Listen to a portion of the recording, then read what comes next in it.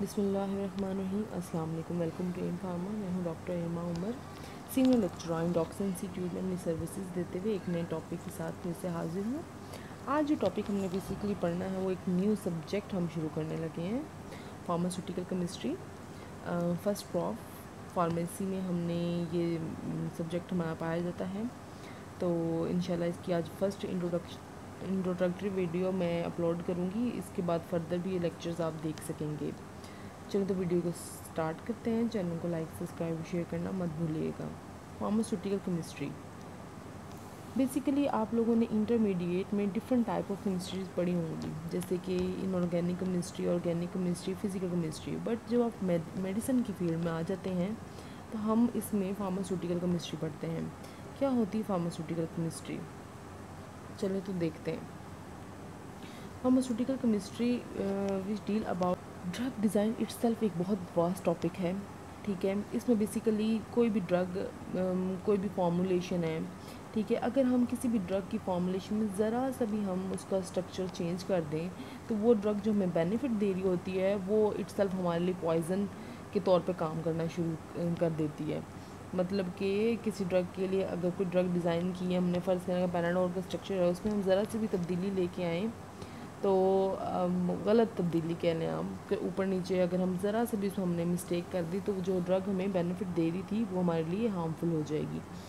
ठीक है, इसके अलावा and biological active molecule. Biological active molecule मतलब कि ज़िंदा ह्यूमन बींग्स के अंदर, ह्यूमन बींग्स के लिविंग ऑर्गेनिज्म के अंदर जो मॉलिक्यूल्स होते हैं, बायोलॉजिकल मॉलिक्यूल्स उनको हम कहते हैं। बेसिकली जो ड्रग हम लेते हैं, एक्टिव इंग्रेडिएंट जो ड्रग भी हम किसी फॉर्म में लेते हैं, वो बेसिकली आपकी उन्हीं बायोलॉजिकल मॉलिक्यूल से जाकर इंटरेक्ट करती है उनके साथ, देन अपना इफ़ेक्ट देती है।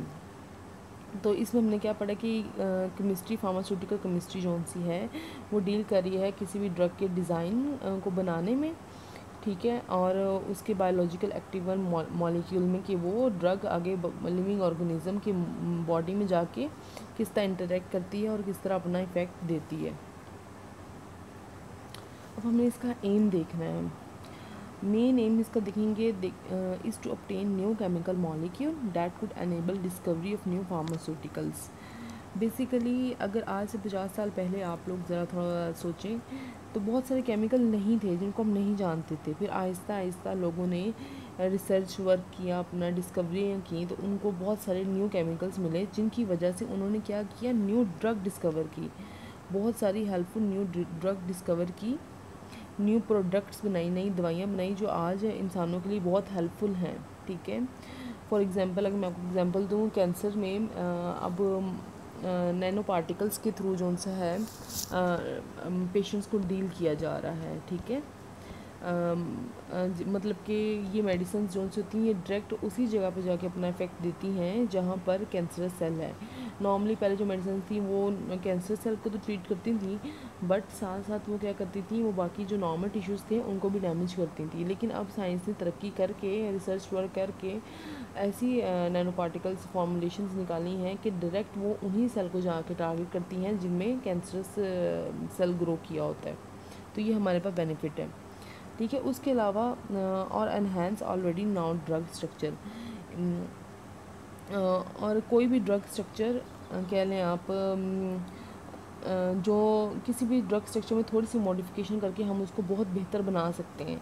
ठीक है, तो फार्मास्यूटिकल केमिस्ट्री का एम ये भी है, मकसद ये भी है कि हमने किसी भी ऑलरेडी ड्रग प्रेजेंट है जो उनसे, अगर आप डिक्लोरान पोटाशियम को देखें, अगर डिक्लोरान सोडियम को देखें तो डिक्लोरान सोडियम ब्लड प्रेशर का पेशेंट, हाइपरटेंसिव पेशेंट नहीं ले सकता बिकॉज उसमें सोडियम प्रेजेंट है। तो सोडियम इटसेल्फ आपका ब्लड प्रेशर राइज करने में का एक कॉज बनता है। तो इसका अल्टरनेटिव हमने क्या निकाला, डिक्लोरान पोटाशियम निकाल दिया। तो पोटाशियम जो सा होता है वो ब्लड प्रेशर के पेशेंट ले सकते हैं।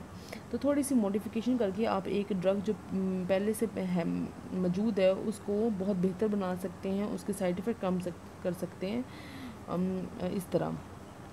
इसके अलावा भी अगर आप डिस्कवरी की थोड़ी सी बात करें तो ड्रग डिस्कवरी में ये भी कहना चाहूँगी कि देखिए, स्नेक की एग्जांपल दूंगी मैं आपको। स्नेक के पॉइज़न से स्नेक का एंटीडोट बनाते हैं हम। ठीक है, हाँ, कोई नहीं सोच सकता था कि हम उसको स्नेक का जहर को, जिसका जहर सिक्रीशंस होती हैं, उसको हम उसका जहर ही कंसीडर करते हैं। बट साइंस ने इतनी तरक्की कर ली है ठीक है। अब उसी जहर से उसका वो एंटीडोट बनाते हैं और जो जिस पर्सन को स्नेक ने बाइट किया होता है उसमें वो इंजेक्ट करके उसी को ट्रीट करते हैं। तो ये सारी जो सी हैं फार्मास्यूटिकल केमिस्ट्री की वजह से डिस्कवरीज़ हैं, ये इनका एम है, मकसद है कि हमने ये सारी चीज़ें करके इंसानियत को फ़ायदा पहुंचाना है। अब हम इसके ऑब्जेक्टिव्स देखेंगे। बेसिकली टू एनहेंस, बढ़ाना किसी चीज़ को बहुत ज़्यादा करना, द नॉलेज ऑफ सिंथेसिस, कोई चीज़ कैसे बनाई जाए, ठीक है।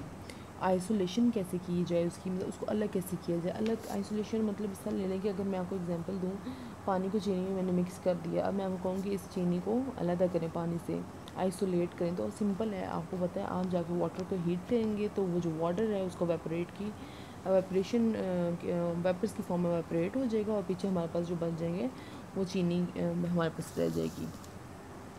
फिर अब जो प्योरीफिकेशन, अब जो चीज़ हमने अलग की है, फर्स्ट का चीनी आपने अलग किया, अब उसको आपने प्योरीफाई करना है, साफ़ करना है।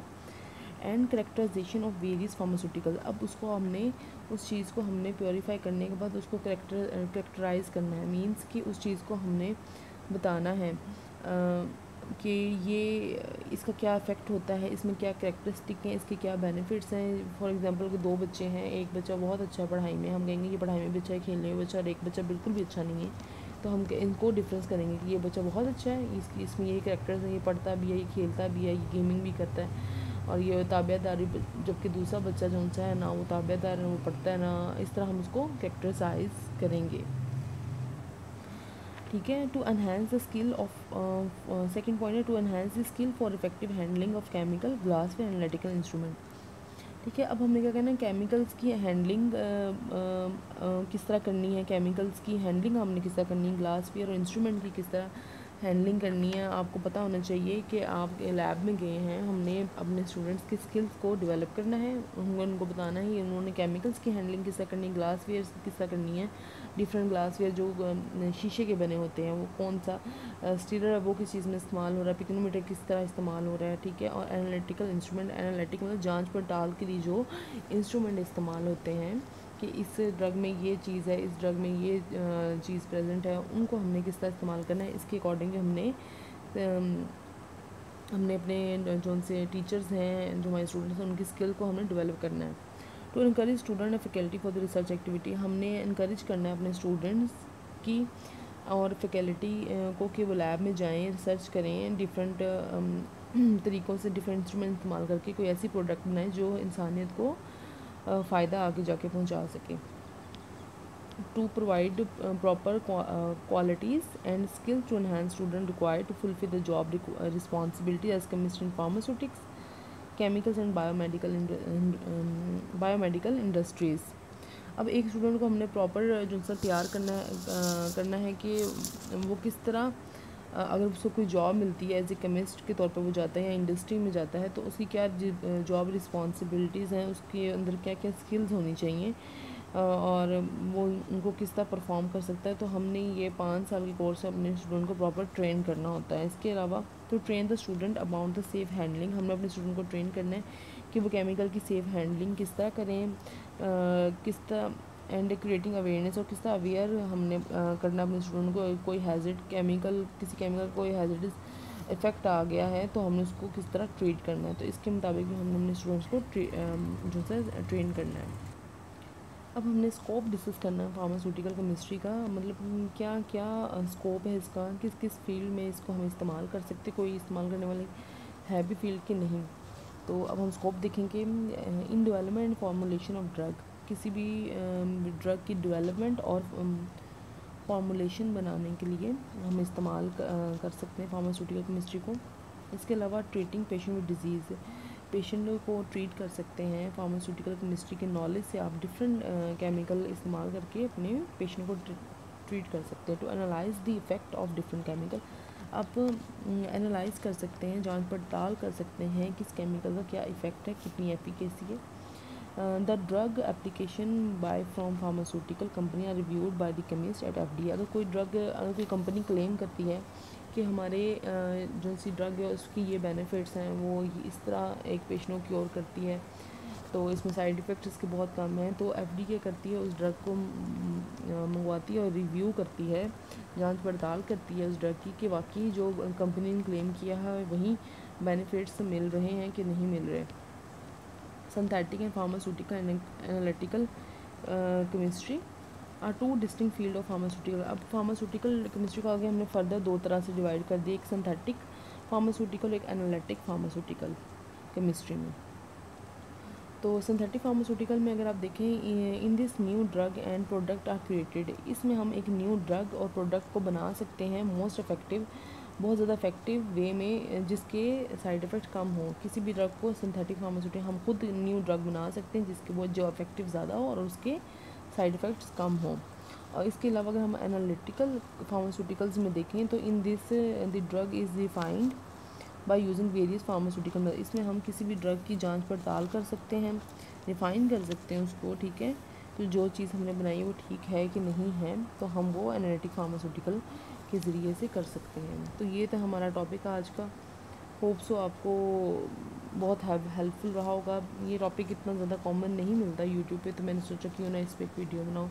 अगर ये आपके लिए हेल्पफुल रहा है तो एक लाइक प्यारा सा, और चैनल को लाइक सब्सक्राइब और शेयर मत करना मत भूलिएगा। इंशाल्लाह एक नई वीडियो के साथ फिर से आपकी खिदमत में हाजिर होंगी। तब तक के डॉक्टर इरमा को दीजिए इजाज़त।